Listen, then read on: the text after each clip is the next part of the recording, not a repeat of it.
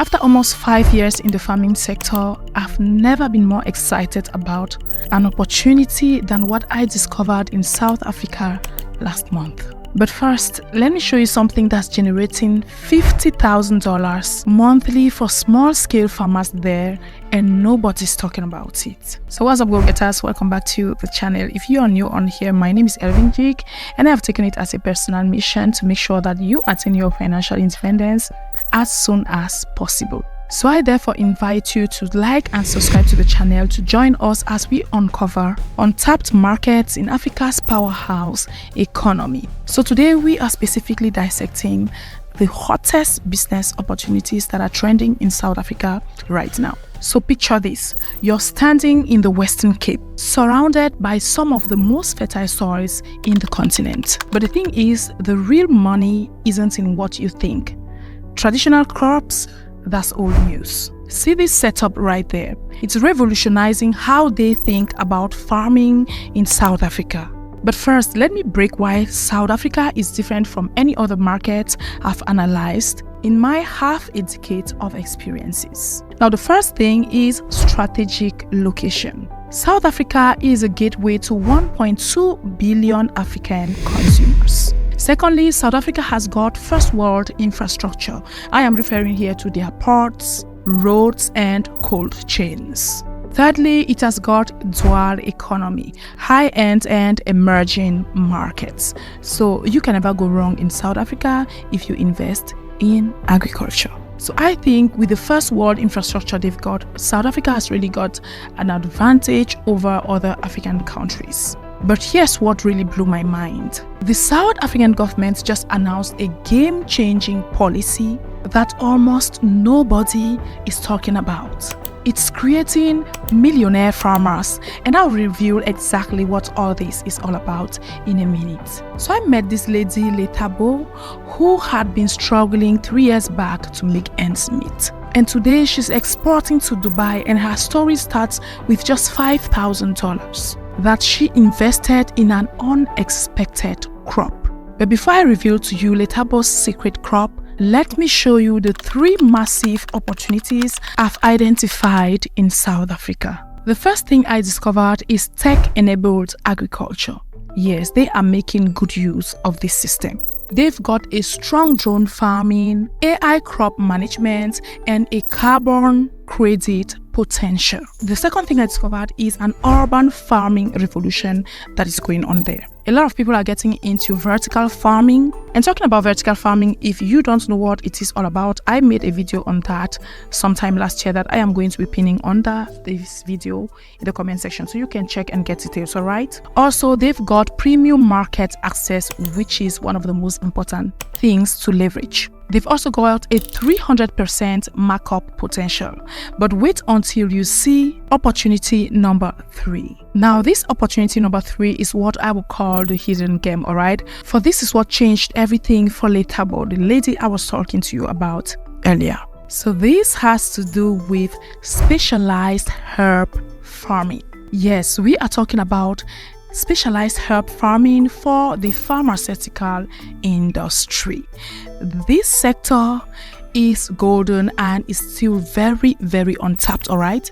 We are not just talking of any herbs here, all right? These specific varieties are in high demand. And South Africa has the perfect growing conditions. So if you're in South Africa, please listen to this carefully. So we are referring here to things like rooibos that you could cultivate in the Western Cape, honey bush that you could cultivate in the Western Cape and Eastern Cape, cancer bush that you could cultivate in the Western Cape and Northern Cape. We also have herbs like moringa that you could cultivate in the Northern Cape as well.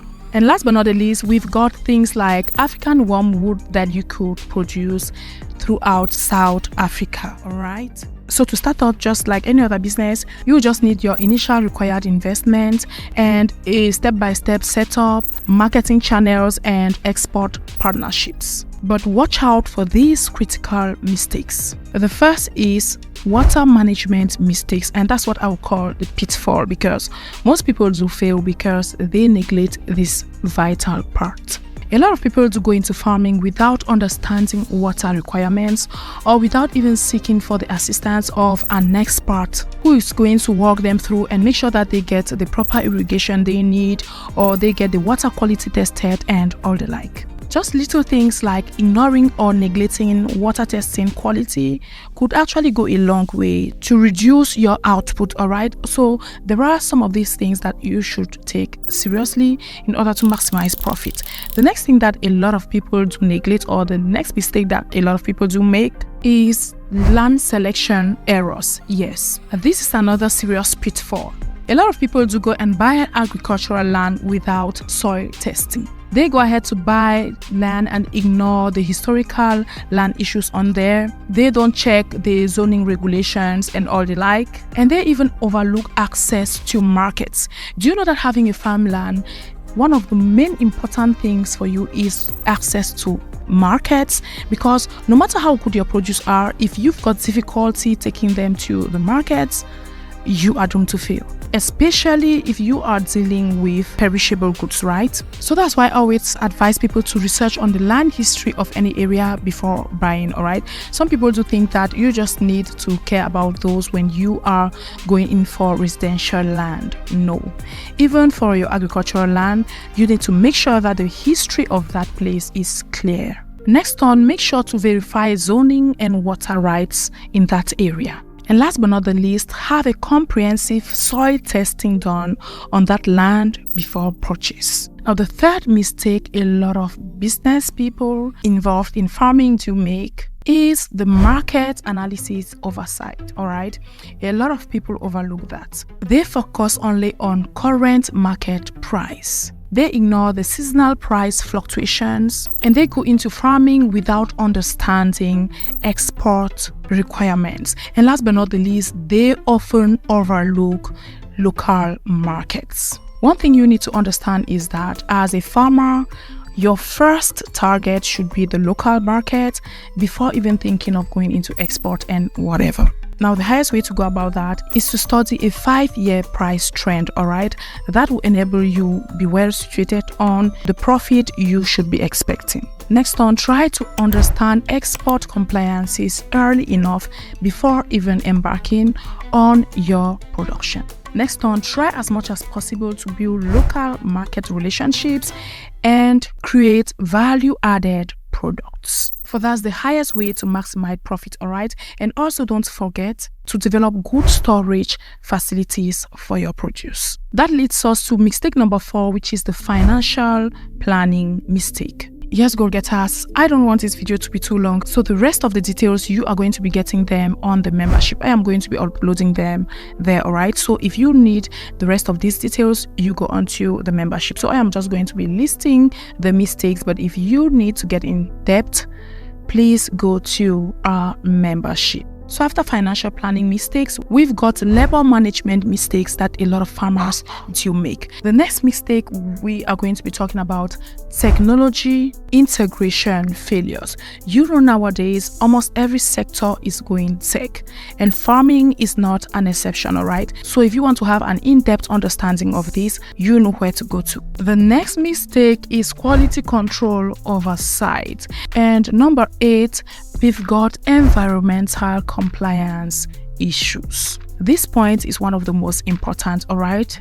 And this is where a lot of people do fail. Because here you will see things like poor waste management and chemical mismanagement, which are things that are so vital when it comes to farming. Yeah, so I really do advise you to check it out on the membership, because on there we give you details on all the mistakes people make, and we equally give you the solutions to those mistakes, how to avoid them, how to go about avoiding them and making your farming venture a success. As number 9, we have legal and regulatory mistakes that a lot of people do make. And as number 10, we have partnership and contract errors that a lot of people do make. So I am going to be ending the list here, but like I said, you can go to the membership for more. Now, here's the game-changing policy I mentioned earlier on. South Africa's new Agri-Tech incentive program. This program is offering 50% tax breaks. It offers free land leases, export support, and technical training.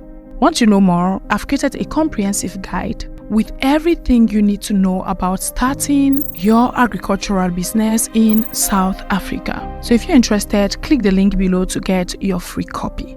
Remember, goal getters, success leaves clues. And right now, all signs point to South Africa. The opportunities I've shared today are just the tip of the iceberg. So if you're in South Africa, I'm here to tell you that the points I mentioned above, especially the specialized herbs for pharmaceutical industries, could just be your gateway to agricultural success. The time to act is now, while these opportunities are still on the radar. Don't forget to like and share this video with your loved ones in order to encourage me and come up with more videos on golden opportunities in African agriculture. That said, thanks for watching this video, and I'll definitely see you on my next one.